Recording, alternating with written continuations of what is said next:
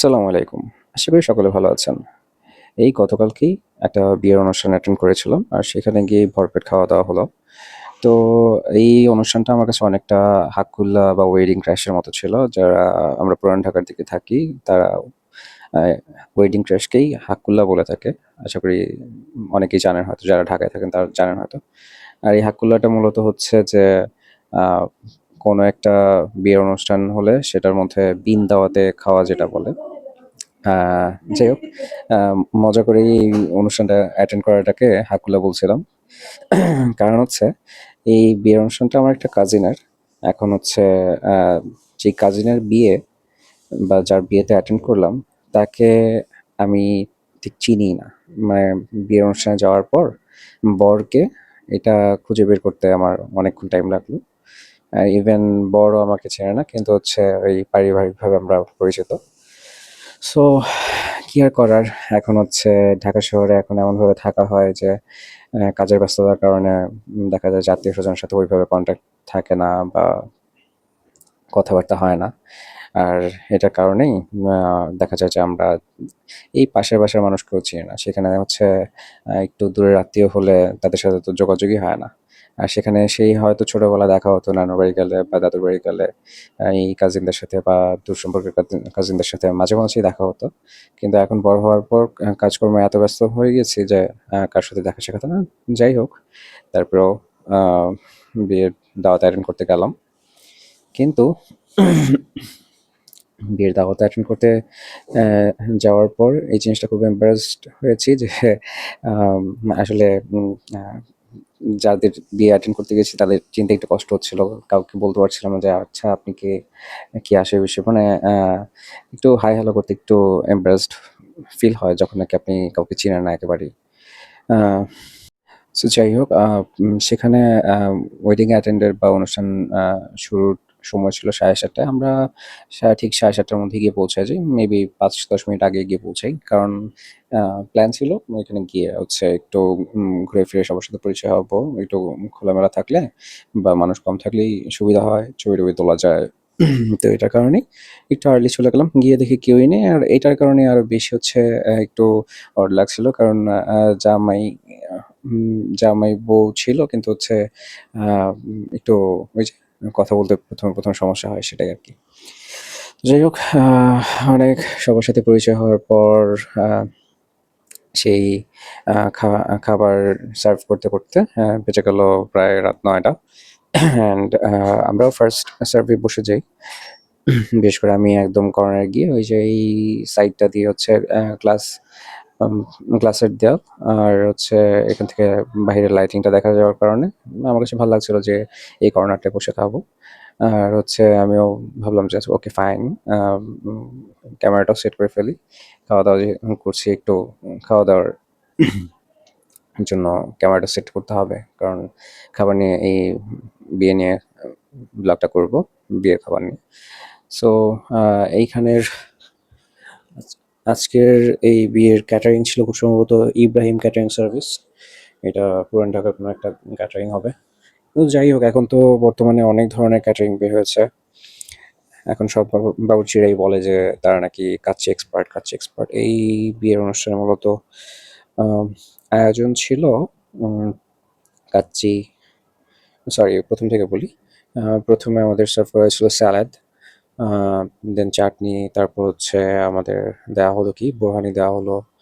তারপর হচ্ছে আ উম খুব সম্ভবত বান দেওয়া হয়েছিল। আর হচ্ছে আ গরুর রেজালা দেওয়া হয়েছিল। আর তারপর আসে chicken, a chicken roasted chicken, and তারপর আসে কাচ্চি। অ্যা আর লাস্ট পাতে ছিল হচ্ছে জর্দা। তো যাই হোক, ১ম এ সালাদ দিয়ে শুরু করলাম। সালাদ ওই অ্যাজ ইউজুয়াল ছিল। টমেটো আর হচ্ছে শসা। খুব আহামরি কিছু ছিল না। আর সাথে কাঁচামরিচ ছিল। আর চাটনিটা অত একটা ভালো বানায়নি। চাট আ এই চাটনিটা ছিল হচ্ছে এই আলু বোখারার চাটনি। সেটার সাথে খুব সম্ভবত একটু তেঁতুল মিক্স করেছিল, যার কারণে খুব একটা ভালো হয়নি চাটনিটা। কিন্তু তাদের বোরহানিটা খুব ভালো ছিল। খুব ঘন ছিল, অ্যান্ড হচ্ছে আ দইটা অনেক ভালো ছিল, এটা বোঝা গিয়েছিল। নান রুটি আর গরুর রেজালাটাও অনেক ভালো ছিল। বিশেষ করে গরুর রেজালাটাও আমার কাছে অনেক বেশি ভালো লেগেছে। কিন্তু বিয়েবাড়িতে তো আসলে ওই যে ১ম সার্ভেই দেখা যায় যে নান রুটি দিয়ে গরুর রেজালা দিয়েই হচ্ছে হলো গিয়ে পেট ভরায় ফেলে। সো আমি সাধারণত কোনো বিয়েতে গেলে দেখা যায় যে এই জিনিসগুলো একটু এভয়েড করার ট্রাই করি। জাস্ট হচ্ছে মাংসটা খাই যদি ভালো লাগে। আর নান রুটিটা দেখা যায় যে ১ পিসই নেই, বা যদি খুব বেশি ভালো লাগে তার থেকে হয়তো আরেক পিসের অর্ধেকটা কারো সাথে শেয়ার করে নিয়ে নিই, বা হচ্ছে নিজেই হয়তো ছোট একটা টুকরা বেছে নিই। সো কারণ স্বাভাবিকভাবে মাংসটা আর যদি ভালো লাগে তখন একটু খেতে মন চায়।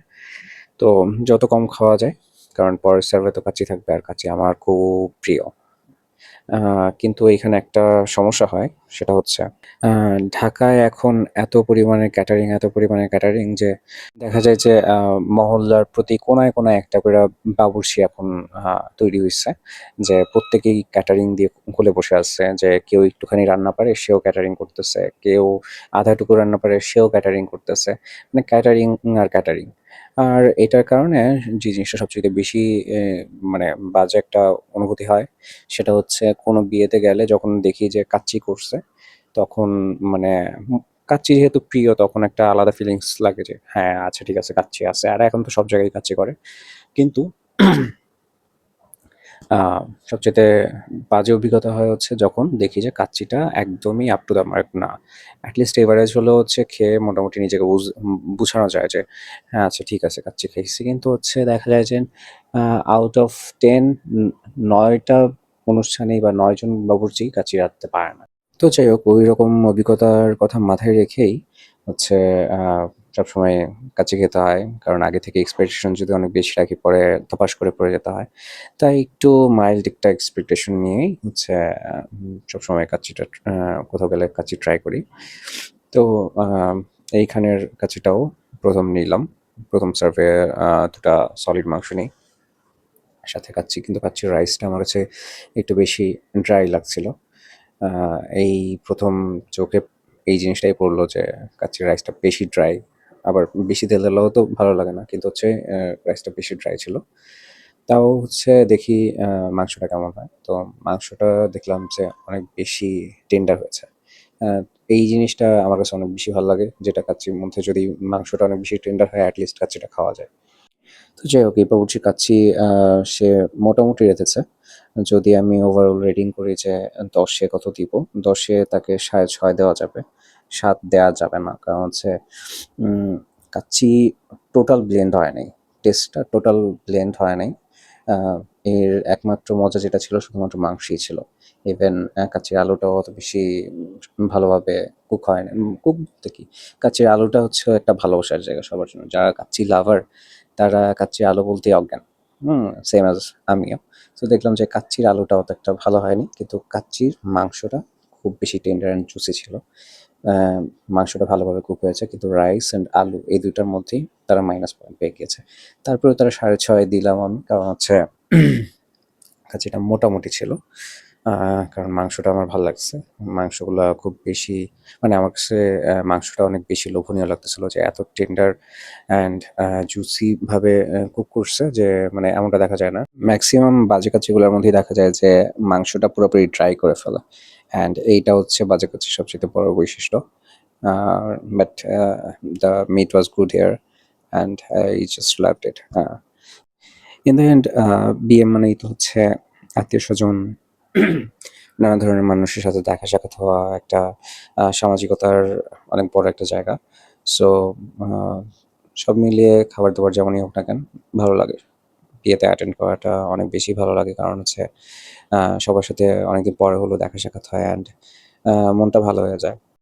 তো এই ছিল আ গতকালকের বিয়ের অনুষ্ঠানে আমার ব্লগ স্টোরি। তো আপনাদের কেমন লাগলো কমেন্টে জানিয়েন।